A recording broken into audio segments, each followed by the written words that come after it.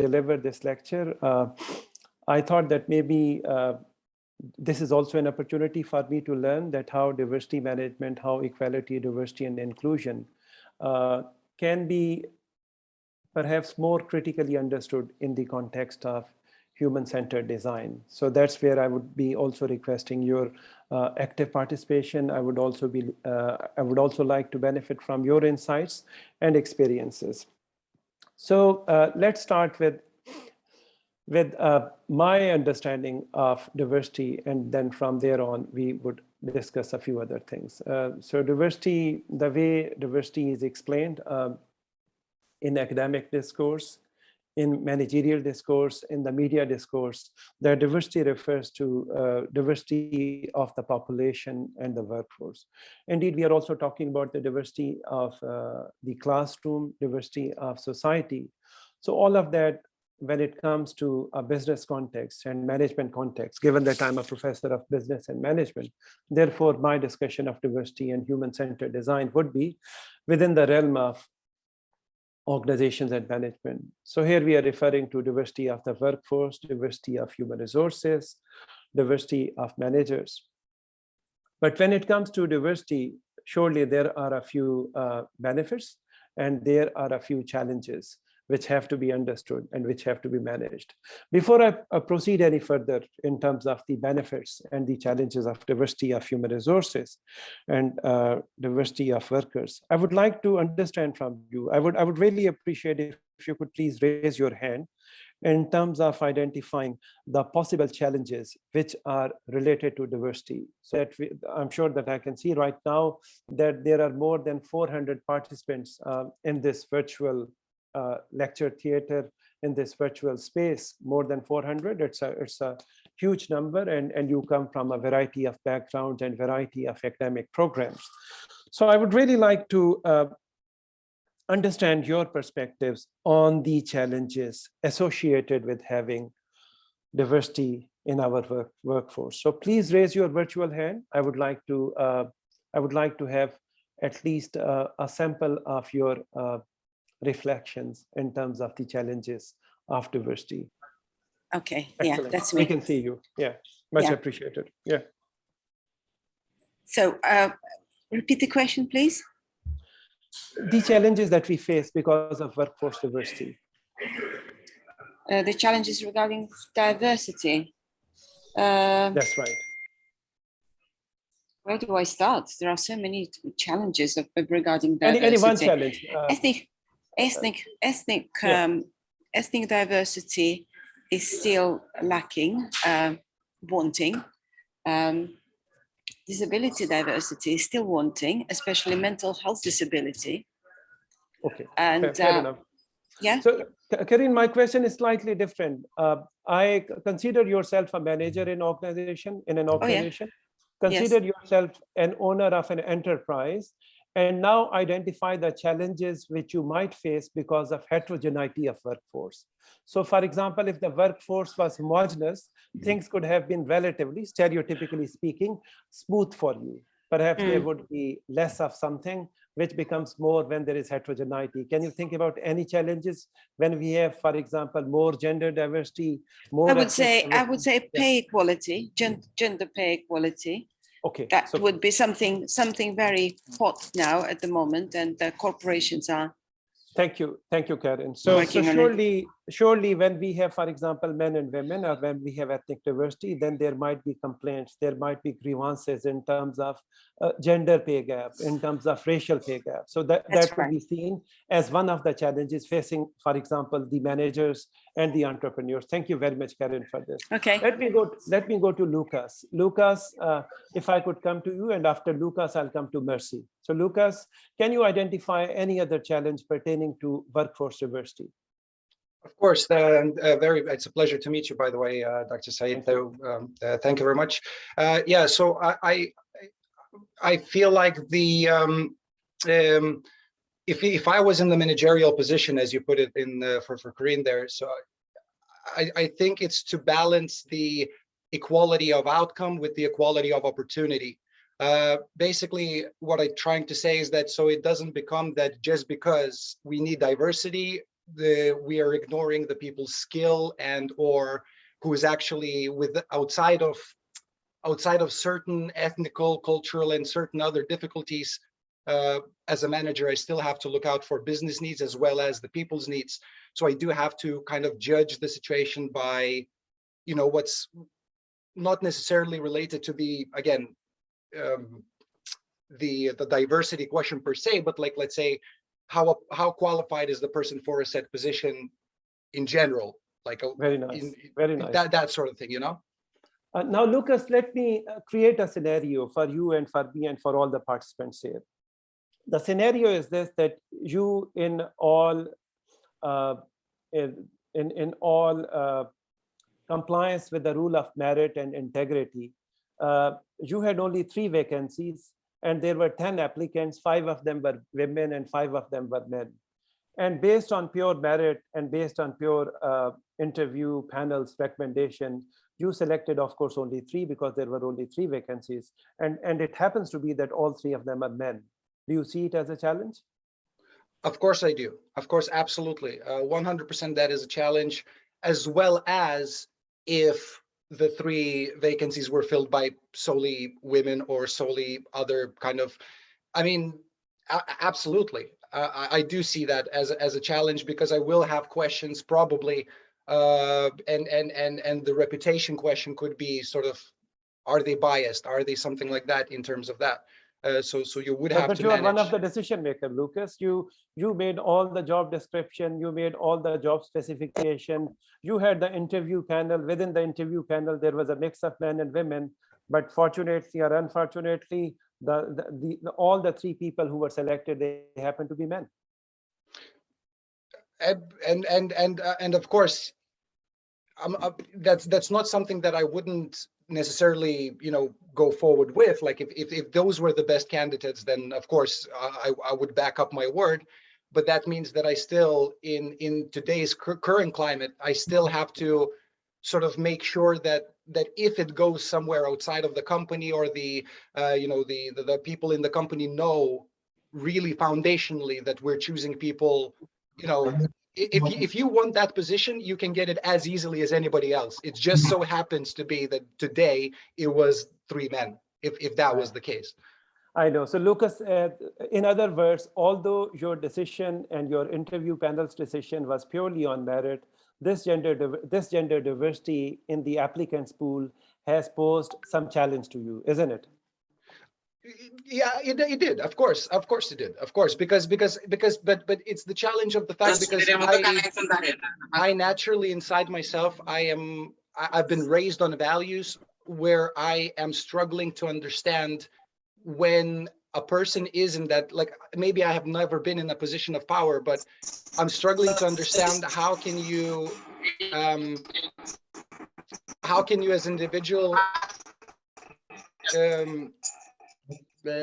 sorry, there's somebody, train sounds. It's a bit, I'm struggling to understand maybe how can somebody make that decision solely based on those sort of things. Like for me, it's very unnatural to judge by anything external, kind of. In general, my family is like that, so maybe that's where I'm coming from. Shajara, if you can please ask the administrator to monitor those people whose mics are unfortunately on, and it's causing some kind of problem here. Okay, thank you very much, Lucas, for your input. Let me go to Mercy.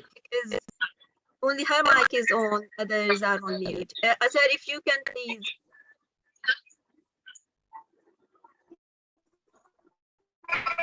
Sorry, let me go to Mercy. Mercy, please go ahead.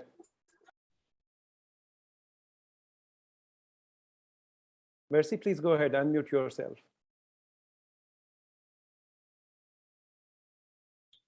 Okay, I think I'm going to talk about 2 things. First of all, we have communication issues.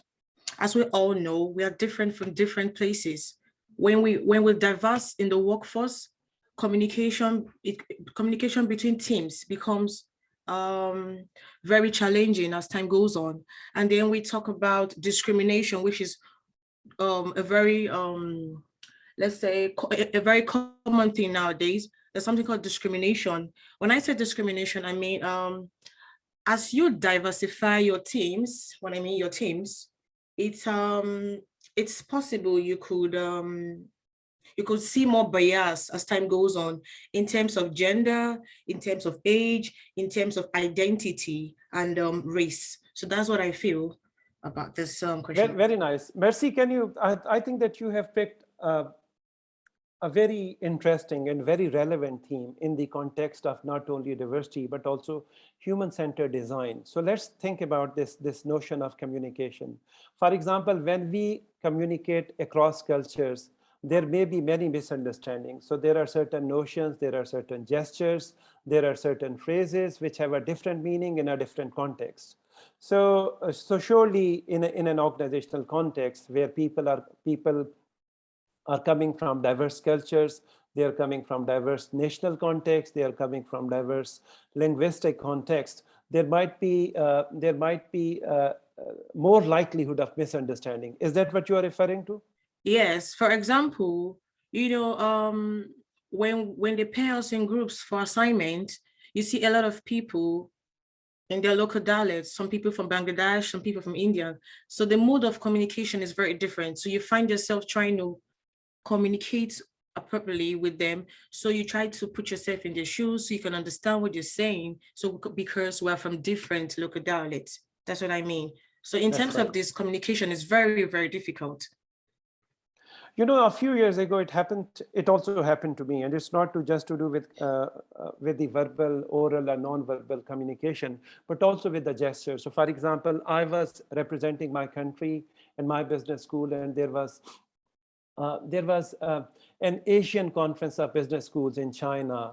It was in Shanghai, and I was invited from my school and from my country, and I went there along with my own team. And somehow or the other, you see that we make mistake, and I made a mistake that in terms of the choices of gifts, somehow or the other, we took souvenirs from my business school, and those souvenirs were timepieces, they were clocks, they were watches. And I did not realize, although I knew that, but somehow it skipped my mind that in the Chinese context, it's not really a great gift to be given to anyone, at least in some parts of China. So some people think that as if you are alerting them that your time is limited now and your time is running out. Yeah. If some watch or time gift. So when we landed in Shanghai, all of a sudden I realized, and I spoke to my colleague, and I said that, look, we have made a terrible mistake, and now what to do from our school. And somehow or the other, then we had to really make this justification that sense in the Asian, or at least part of the Asian, of which they are giving to us, and things like that. But surely that my own experience told me, and it reminded me that we have to be sensitive in terms of the cross-cultural differences. So that is another challenge. So thank you, Mercy, for your input in terms of diversity and cross-cultural differences, the issues of communication and miscommunication. Now let me go to Salim Mahmood. Salim, any challenge which comes to your mind, please go ahead, unmute yourself, turn your camera on, and make a contribution. I feel one challenge for me in the first time in UK. When I came UK, I joined a restaurant for work. Whereas I feel that the most problem is accent problem. Sometimes I cannot understand when the British people are talking with me, and that is the main problem for me. I think don't really worry about them. English people cannot understand Scots and vice versa. So I think that this issue is also kind of quite this issue is not really pertaining to people from non-English speaking backgrounds. It's also pertaining to people who live in the UK. Anyway, thank you very much, Salim, for this. So did you ever think about the ways to overcome this problem? Yes, I think that it's easy to overcome this problem. If we practice every day, I can overcome this problem. and If I we can practice it easily every day. understand. Okay, so we can try to understand their accent. They can perhaps also try to understand your accent and our accent, and vice Yes. versa. And also perhaps at the same time, in addition to the accent, it's also that we can also add something more visual. So for example, something textual in addition to oral performance that may also help people understand us and vice versa. So thank you very much, Salim, for this. Now, ladies and gentlemen, let me slightly change my question. So far, we have been talking about the issues pertaining to workforce diversity. Now, are there any benefits of workforce diversity? I would like to understand. So look, first we resolve our understanding of workforce diversity, then we will go to human-centered design. So are there any benefits of workforce diversity? Anything which adds to our workplace, which adds to our classrooms, which adds to our society due to workforce diversity of workforce? Let me go to, I would like to see some hands. So Meenakshi is here with us. So Meenakshi, I'll come to you first and then I'll go to Azhar. So Meenakshi, please go ahead. Okay, sir, what I can think of is that if you have a diversified culture at your workplace, then you get to learn so many things. And whenever there are some festivals or, mainly festivals or new things, so you get to know about people, their culture, their countries. So it is a benefit as well. So we get to know new things, we get to learn new things, which in itself is a benefit. So that is one thing. So yeah. This may be known as, or this may be described as, that we are adding to our own human capital. We are adding to our own knowledge. We are adding to our own learning. Thank you very much, Meenakshi. When people are there from diverse backgrounds, we are learning new things. We are learning new cultures. We are learning new ways of understanding things. We are learning new ways of resolving problems. Thank you, Meenakshi. Thank you. Let me go to Azhar. Azhar, if you could please turn your cameras on and unmute yourself. Am I audible? I'm sorry about my camera is not working in my laptop. Sorry, Azhar, you are hardly audible. Hi, am I audible right now? Yes, you are now. Oh yeah, I'm sorry about that. Sorry, my cam is not working. That's okay. That's okay. Go ahead. So I like to add one point in the before the question is what about the decision making in a diversity? Because the decision making is not happened the right time of this people. It's like based off the decision, right, which has happened afterwards. So I felt like thing. And in the just the current question is for the benefits is like I like to add with. It helps with the communicating with other people. We can learn about new cultures, and we can for a company they can come with a new marketing strategy of stuff so that they can for example they have different marketing strategy for each and every country and their cultures thing. So this is my point. Very nice that we can not only learn, but also we can also benefit in many other ways from diversity. And we can learn about the people too. Like in creative industry, there are different type of people with different creativity, but not every creativity has been made into business. There are some things have been made into business, and each and every person has different creativity, right? Not every film director is going to make a same film. So they have different. Now, Azhar, in order to be able to understand others, we need to develop something within our own person, within our own self. So let me show not only to Azhar, but also to Rupa and Buhiyan and Iftikhar and others. One small slide, which has been taken from the human-centered design resource. So let's take a look at this. Can you take a look at this empathy thing? Yes or no? Yes, we can see. Excellent. So Rupa, I would like you to take a look at this empathy slide. This is basically by Amy Kolavol, editor in residence of Stanford University, D School, a design school. And Amy says that empathy is, it refers to the notion that in order to get the new solutions, we have to get to know different people, different scenarios, and different places. Rupa, any comments, any reflections on this? Yes, it's kind of, it's very important we understand for whom we are trying to find a solution. And it's very important we put ourselves in their shoe. Unless we do that, whatever we do, it is not really going to solve the issue, and it is not an appropriate product or service. So you see that I had a very interesting conversation when I was completing my master's in Sydney, in Australia, and I I was supporting myself. I was working in a small administrative job, office job at a workplace in Sydney, and when my boss also happened to be one of my very close friends, a white Australian of Irish heritage, but we were very close in our conversations. And in one of those conversations many years ago, I'm talking about around 20 years ago, he had this conversation with me, and he said that, look, when I look at you or when I look at anyone else, I don't look at their religion, I don't look at the color of their skin, I don't look at their gender, I don't look at their ethnicity. I look at everyone as a similar human being, and I don't see any difference. Now, Rupa, would you agree with my boss, or would you with my former boss? Would you agree with my former boss, or would you not? I would say, like, it is very difficult not to look at things which are, some of the things are obvious. It depends upon individual perception or their personality or their own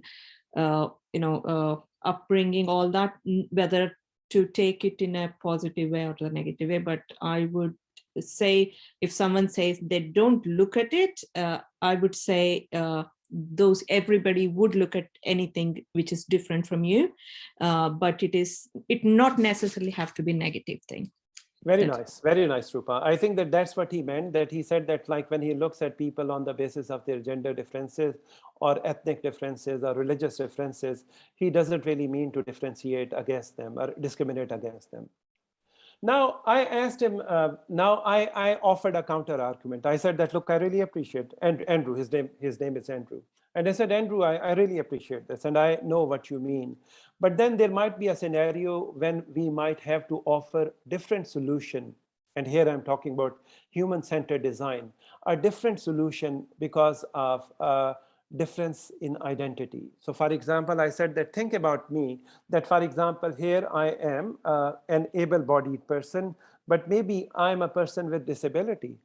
Then perhaps we need to think about that, how we can make our workplace and our office more inclusive in view of my disability. Rupa, anything comes to your mind that, for example, how could human-centered design interface with inclusion and disability in the context of a workplace? Anything comes to your mind?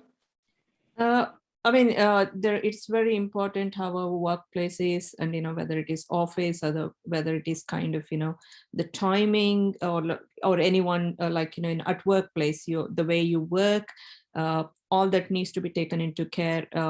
Different people will have different disabilities. Some of them may be visible, some of them may not be visible, and whatever the policy organization comes up with, they need to take all this into account.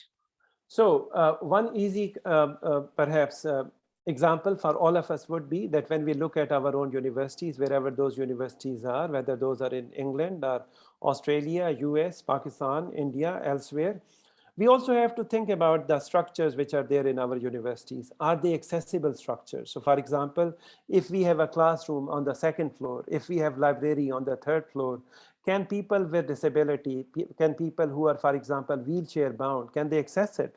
If they can't access it, then unfortunately, notwithstanding our rhetorical commitment to equality, we are not really an inclusive organization. So basically, I wanted my former boss to understand that, look, there is nothing wrong in looking at people on the basis of their visible or invisible differences, and then to create some adjustments in workplace routines and design in order to make them more inclusive. So Rupa, does that make any sense to you? Does that make sense? I think some of the countries are ahead in terms of acknowledging the differences and forming their policies or the physical structure of the buildings or anything, how the employee has to work. Whereas a lot of countries are far behind. There is no acknowledgement of the differences that exist in a workforce.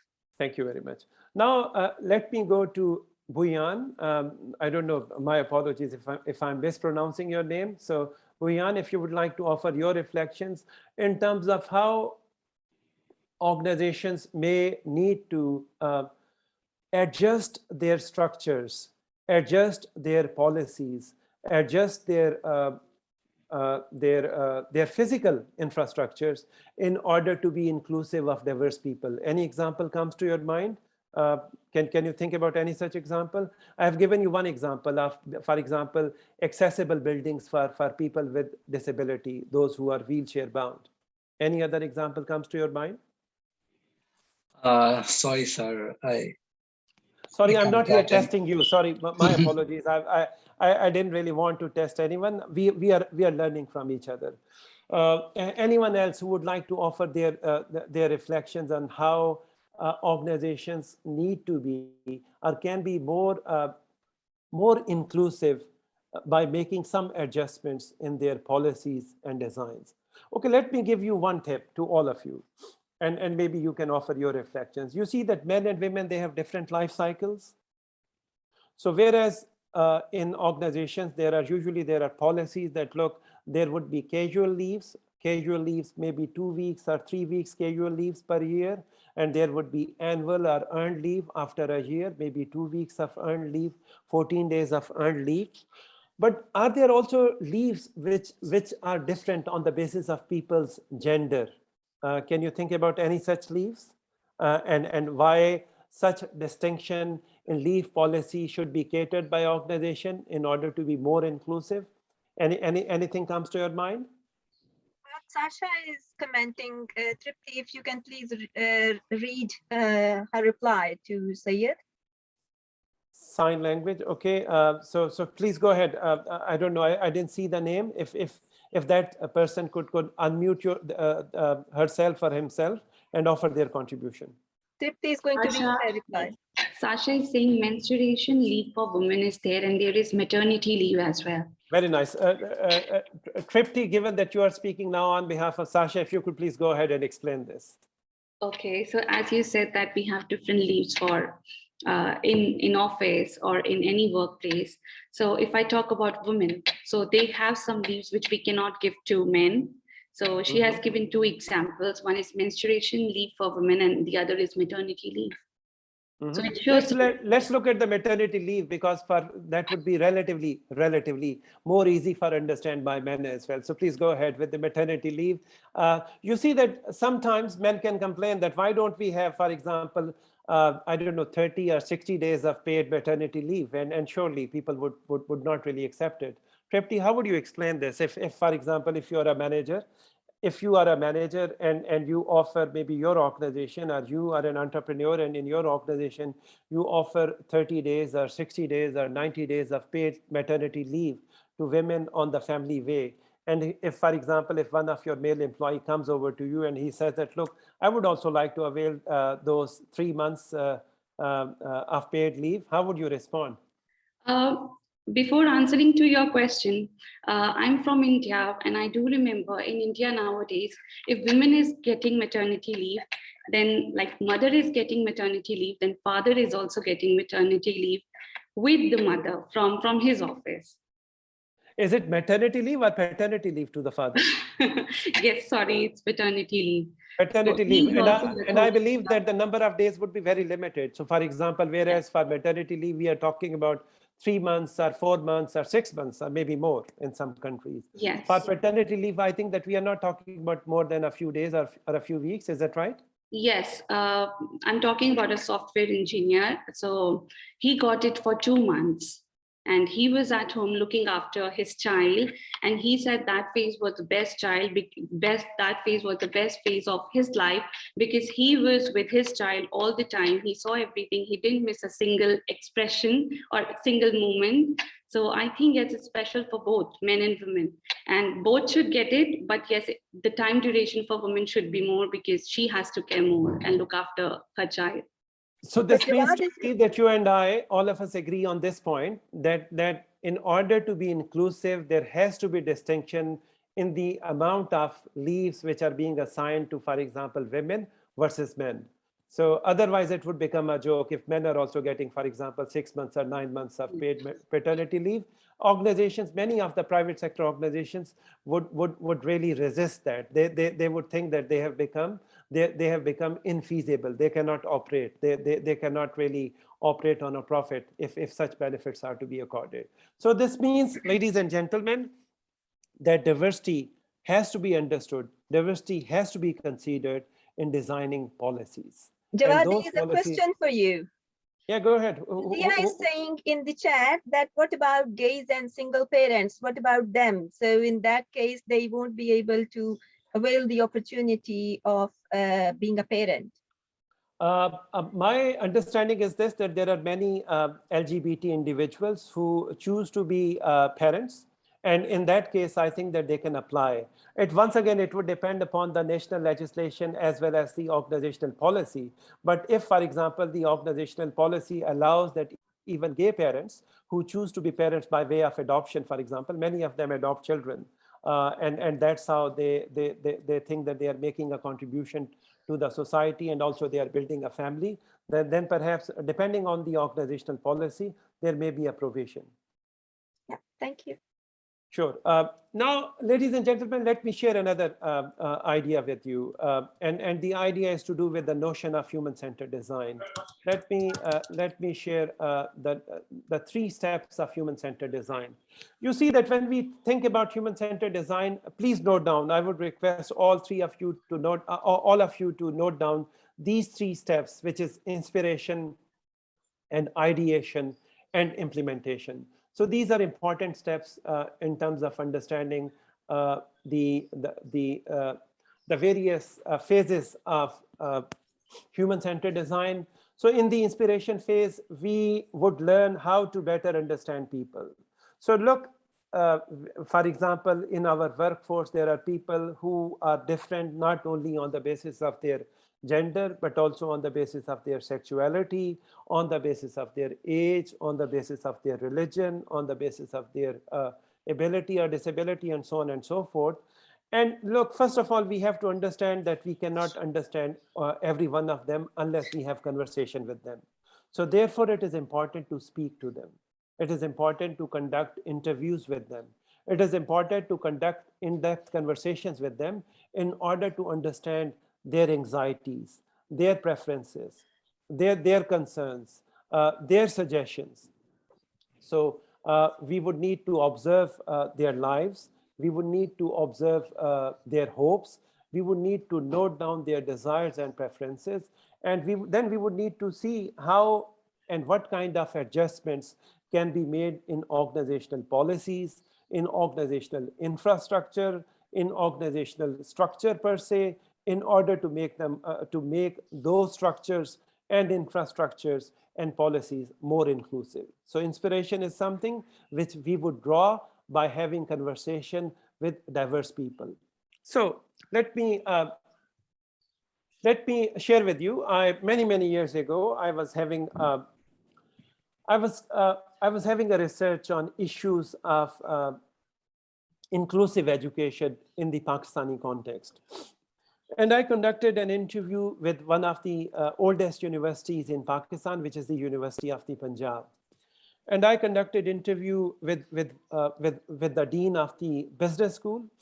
And the dean shared something pretty interesting with me. And he said that, look, whenever I talk about gender equality, and look, based on my own experience of teaching in England and Australia, there is not much difference. And he said that, look, whenever I talk about issues of gender equality in the workplace, men happen to speak more than women.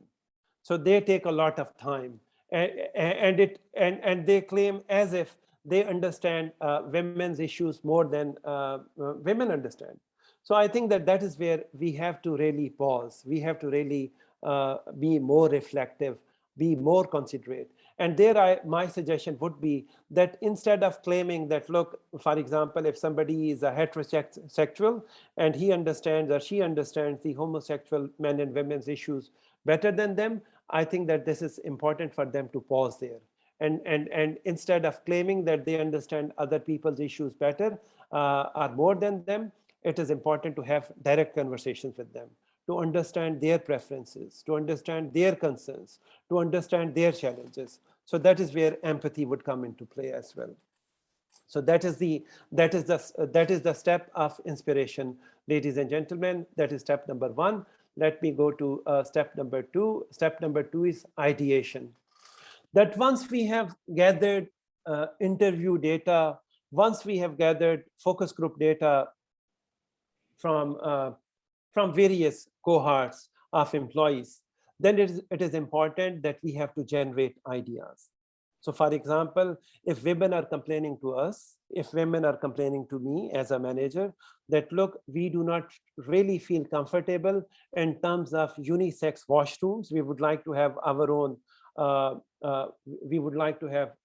washrooms, separate common rooms. We would like to have a separate place where we could do, for example, nursing of our infants. Then perhaps that is something where we have to understand and we have to be considerate. So that is the ideation stage. So I remember that I used to work as a human resource manager in one of the textile factories, and some women came to me. They used to work in the embroidery section of the textile factory, and they came to me and they said that we are working here from 9 to 5 or 9 to 6, but at the same time we have small children and we would like to have a daycare facility. Yeah. So I think that it is important that we have to do the ideation, that once we understand the problem, then we have to propose a resolution. So for example, in this specific instance, for example, if there is a man who is spending more time in taking care of their children, then surely they can come to you, they can walk to you, and they can say that, look, for example, something is off. Maybe my wife is not available. Maybe I'm separated. Maybe I'm a single father, or maybe my wife does not really work in the UK. Maybe she's out there in Scandinavian countries and she's not there to take care of children. So therefore, some of those facilities which are usually provided to women may also be considered for me. And that would be a change in the structure of the organization. That would be a change in the policy of the organization, which would need to be considered. And that is where the diversity would come into play in terms of human-centered design. So that would be the stage number two, which is the ideation stage. And bear in mind that in terms of the ideation stage, whether it is a separate common room, whether it is the nursing room for those men and women who have, for example, infants and they have to take care of infants, that maybe before we propose a possible resolution for the entire organization or for an entire country and society, maybe we have to develop a prototype. And that prototype has to be experimented with a sample of the population in order to see whether the prototype is really addressing the needs of the specific segment that we are trying to address. There may be many occasions when a possible resolution which has been offered by us is not really helping the audience, helping the target population. In that case, we would need to make certain other changes to the prototype, to the proposed ideation, to the proposed solution. And ladies and gentlemen, once we have done the inspiration, once we have done the consultation, once we have done the ideation part, then we will go to the implementation part. Now we have done the consultations, we have taken their feedback, we gave them the prototype, we took their feedback in terms of the prototype, whether that prototype was a change in policy, whether that prototype was a change in the design of the classroom or design of the workplace. Now what to do? Now we have to implement the solution. Now that solution, that revised policy, that revised modification in the building's design would need to be implemented. And that would be implementation on a massive scale across the organization, across the country, across the society, in order to make it more inclusive. So these were some of the initial ideas, ladies and gentlemen, which I wanted to share with you. But before I move any further, I would like you to take a look at this specific video in terms of how human-centered design can support inclusion and diversity. So let's take a look at this video. This is a very brief video. While you are watching this video, ladies and gentlemen, my request to you would be that do take notes in terms of your takeaways from this video, so that we could also have a discussion on this video.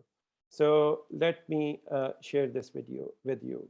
Yeah, what are you seeing around how human-centered design and data are actually supporting initiatives in the D&I space? Composition of your workforce, and while that's great and that's so critical to do, that's the other side of the spectrum from inclusion perspective.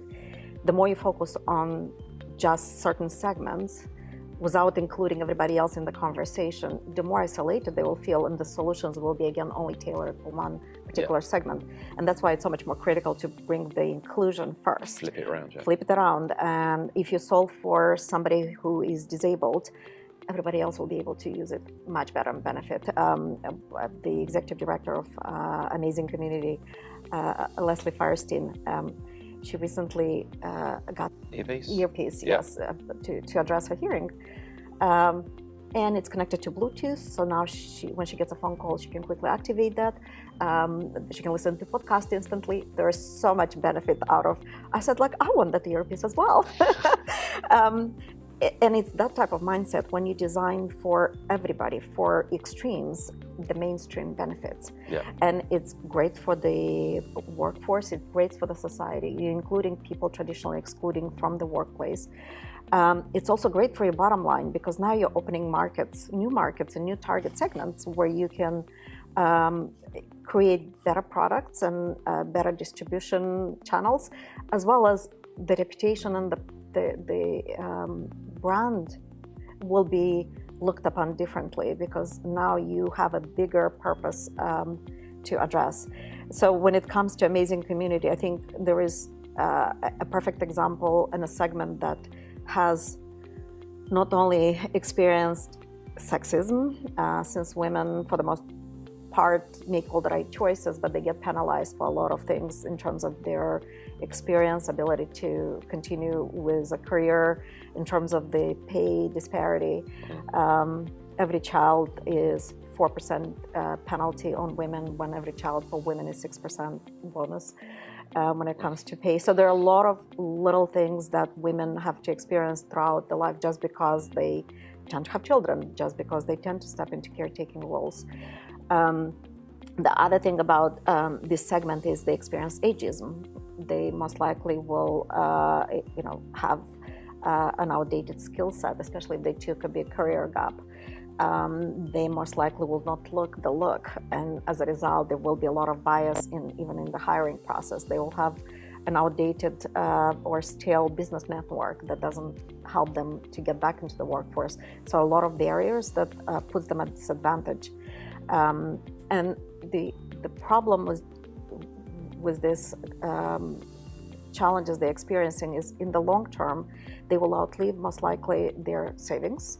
Most likely they will outlive their spouse or partner, statistically speaking. And if they have and their social security savings as a result of their spotty employment history will be significantly smaller. So it's a matter of pushing them into poverty if something doesn't happen. But bringing back the inclusion part, if you design a solution that helps this specific segment, it will benefit everybody. Yeah. It's better for the economy because you have more people participating and contributing.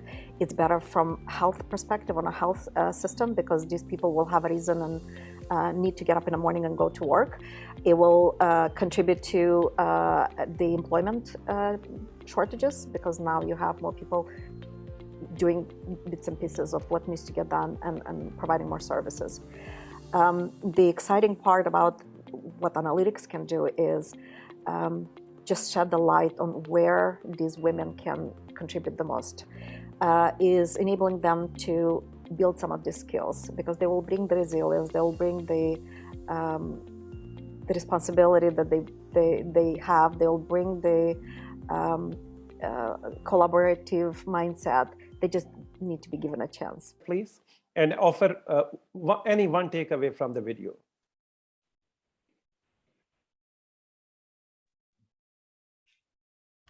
Hello? Yes, Can you Nadia, hear we me? can hear you. Yes, we can. Go ahead.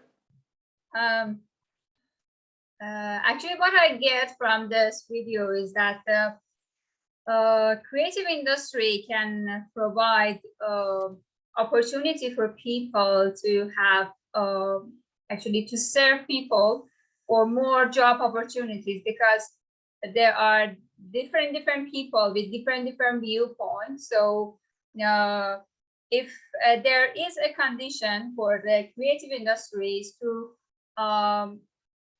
actually get the opportunity, I mean, maybe the governmental support to invest on it.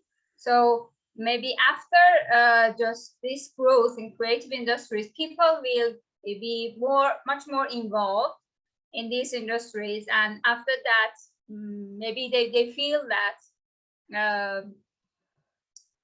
actually the consequence of that is having much more help among people. Thank you. Thank you. Thank you, Nadia. I'm not Really sure whether I get the whole idea or the No, correct idea, but it was just my that is more or less the gist of your understanding, which I really appreciate. Really appreciate your input.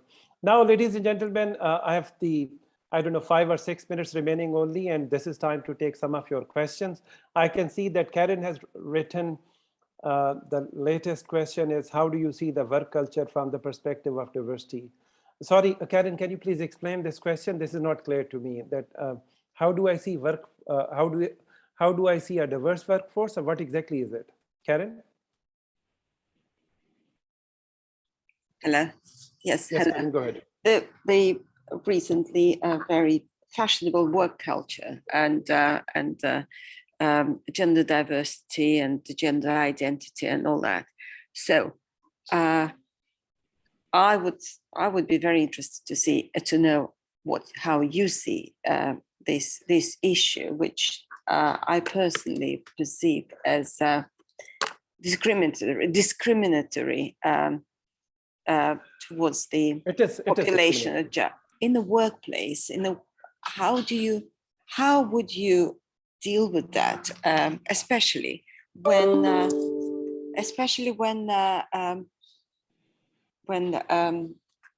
transgender woman has a priority over just the normal, Thank you. just a woman. Yes. So there is a lot said about it in sports, for example, and probably it is the most acute case of discrimination, of reverse discrimination. Am I making myself clear? You are. Now, Okay. now I understand, and my apologies. Previously, I did not understand your question. Okay, I apologize. Okay. So Karen, we have to draw a distinction between two things. One thing is quota system or affirmative action, and the other is positive action. Now, positive action is legally permissible. A quota in the UK context, in the British context, in the US context, quota is not permissible. So what is happening in that case? For example, the scenario which you are referring to is, for example, that look, there were 2 candidates for a job. One of them, for example, happened to be a transgender, and one of them was a heterosexual woman. And the transgender got the job only on the basis of their transgender identity. That is something which is legally not allowed, which should be legally not allowed. Because in the UK, in the British context, I understand that that quota system is not allowed. People cannot be preferred on the basis of their identity. The most important thing is this, that the job criteria, the performance criteria has to be qualified. And if the performance criteria has been qualified, then we have to look at those who are qualifying this criteria better than others. That would be the principle of merit. Now, the principle of positive action, it suggests that, for example, if we have less number of women, or if we have less number of ethnic minority women, or we have less number of, for example, lesbian women in the workplace, then we have to make it easy for them to apply for job. We have to make it easy for them. We should not exclude them from our recruitment drive. Yeah. And so that is what it is. I can give you example from my own university. So my university, Lahore University of Management Sciences, it is the only university which has the AACSB accreditation, which is the top accreditation, as you and I know, in business schools across the world. Now, it is perceived to be an elite university in Pakistan because it's a pretty expensive university, and there was a stigma attached to it that people from the underclass, they are not able to get admission because they cannot afford it. And we acknowledge this. And now what do we do for the past many years? That we go out to those areas which are socioeconomically, or communities which are socioeconomically disadvantaged. We identify students who are the top students from those communities. We help them in preparing for SAT or other qualifying tests, but they have to be on merit. Once they are on merit, we cover their entire fee and living expense. So just to share with you that the principle of merit must not be compromised. And if the principle of merit is being compromised, then surely you and anyone else would make a complaint that this is reverse discrimination, which should not be allowed. Karen, does that answer your question? Yeah, partially, but that's enough for me. Thank you. Thank you. Thank you, Karen. Yes, any other question? Okay, I can see Shamim Ahmed. Shamim Ahmed, would you like to speak out your question? Problem to unmute. Yeah. That's okay, go ahead. So tell me, Shamim, would you, do you agree with the notion, with the terminology of batter, or do you want it to be called batsman and batswoman? No. It's of course equal. I love to hear as a batter. Also, same things in workplace, like they love to hear women, not women entrepreneur. If we call it's only entrepreneur, it's come equally in everywhere. Now, I tell you another interesting example, Shamim. I'm the chair of gender, race and diversity in organizations SIG, special interest group of the European Academy of Management, EURAM. Yeah. Now, one of my predecessor, a very good friend of mine, Beverly Metcalf, she was a professor at Manchester University. And she was the chair of the SIG. She was in my position a few years ago. And she never wanted herself to be called a chairperson or a chair. She wanted to be called chairwoman, and we respected it. You see that. So for me, it is more important that the job incumbent, how they would like to be called. If they would like to be called chairperson, go for it. If they would like to be called a chairwoman, why not? Go for it. Yeah, sure. So that would be my take. Shajara, unfortunately, I have to conclude at least my part of the session. If there is anything from your side, please go ahead, and then I would wrap up my part, and then you can take then you can take it forward. Shajara. It's completely up to you. So please wrap up in your style, and then once you have left, I will take the rest of the questions, and will also guide them about their upcoming exam. So please, up to you. Excellent. Shajara, I don't have any style. The only style which I have to offer is that I really enjoyed this session. I also enjoyed the thought-provoking conversations and questions by ladies and gentlemen within this very large cohort. I'm sure that I would have enjoyed it more if there was a face-to-face interaction, but I'm sure that this is a very small world. So who knows that maybe a few months or a few years down the road, we would again interact in a face-to-face setup. With this, once again, I thank Shajara, I thank your university, and I thank all of you for giving me this opportunity to offer my random and haphazard reflections on human-centered design and diversity management. With this, ladies and gentlemen, I beg leave, and I wish you the best of luck, not only in your studies, but also in your life and future career.